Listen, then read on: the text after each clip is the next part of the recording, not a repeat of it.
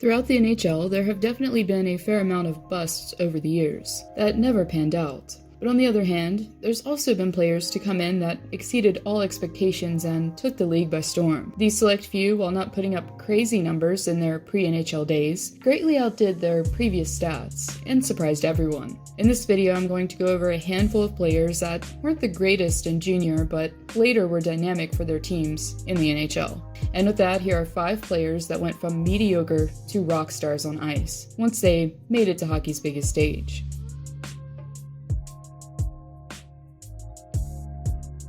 A player that was having a breakout season before the hiatus began, Zibanejad, since joining the Rangers in NYC, has been making quite a name for himself on the first line. But what if I were to tell you that for this future 41-goal scorer, it wasn't always that way, as Mika, before being drafted by Ottawa 6th overall in 2011, was only able to muster 10 goals in 52 games played, while playing for the SEL at the senior level. Granted, Mika was playing with players much older, who had more experience, but even still, when comparing his 24 points split over 2 seasons, it doesn't exactly scream future superstar. Regardless, as we all know, Zibanejad, after making his way from Ottawa to the Big Apple, has been an offensive force to be reckoned with. With 75 points and 57 games played last season, with 42 of those being goals, there's no question that Zibanejad has found his game in the city that never sleeps.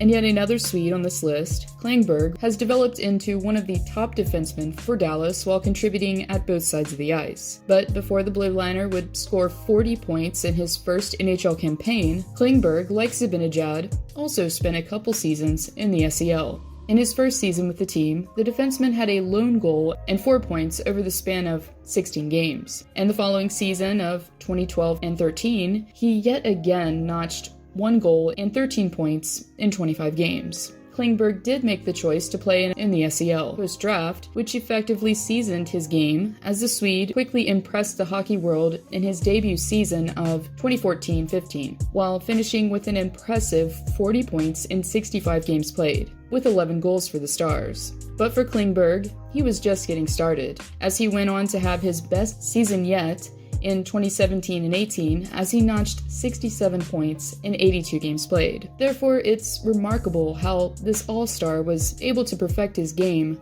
once he turned pro.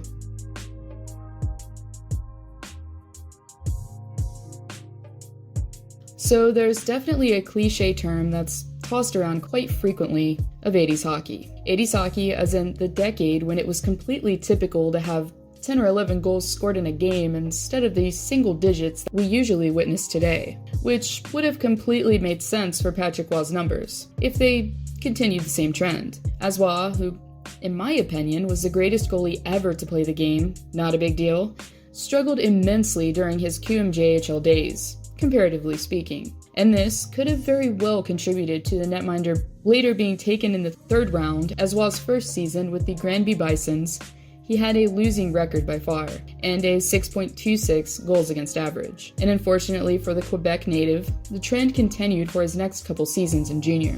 As in his final season for the Bisons, Roy finished with 16 wins, 25 losses, and a 5.55 goals against average. But once Roy donned the Montreal sweater, he quickly morphed into a legend. As Roy, after several Conn Smites, Vezinas, and Stanley Cups to his name, raised his last one in 2002, after having a remarkable regular season with a 1.94 goals against average and a .925 save percentage, which is definitely a far cry from the previous QMJHL numbers. And going back in time to the 80s once again, Roy's goals against average after his rookie season for the decade was under 3 goals. Therefore, this 4-time Stanley Cup champ definitely came a long way.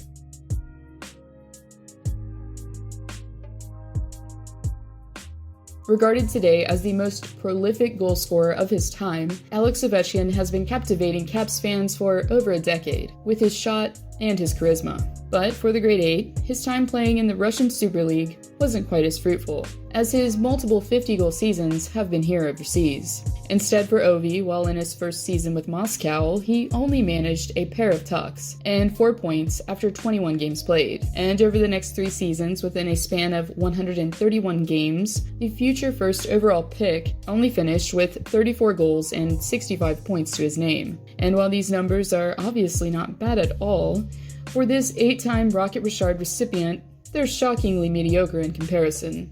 Regardless, as we all know, after he made the move to Washington, he quickly captivated the hockey world with multiple 100-point seasons en route to his well-deserved Stanley Cup in 2018. With a guy like Nicklas Lidstrom to play with and the best shot in the league, there's no wonder Ovechkin has become so offensively inclined throughout his NHL career.